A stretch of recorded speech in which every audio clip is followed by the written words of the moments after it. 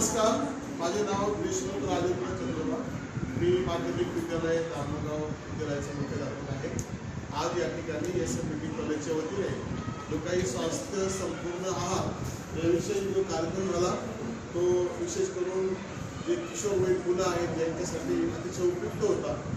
या दीप्ती मॅडम त्यांची ज्या टीमने प्रेझेंटेशन जे केलं ते अतिशय सुंदर होतं। विशेष करून कडधान्य, त्यानंतर भाजीपाला, जे काही आपण नेहमी खातो नेमके काय खाल्ले पाहिजे आणि काय विकून दिलं पाहिजे याबद्दल आपल्याला सविस्तर माहिती मिळाली।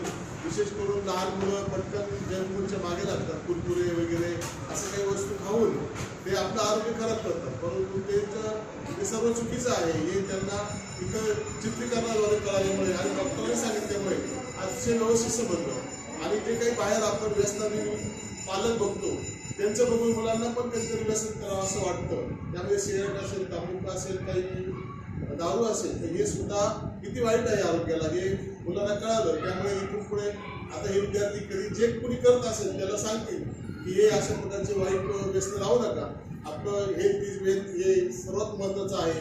आणि आज डॉक्टरांनी जे काही या ठिकाणी उपक्रम केला तो अतिशय सुंदर आहे। त्या आपल्या कार्यक्रमाला माझ्या शुभेच्छा।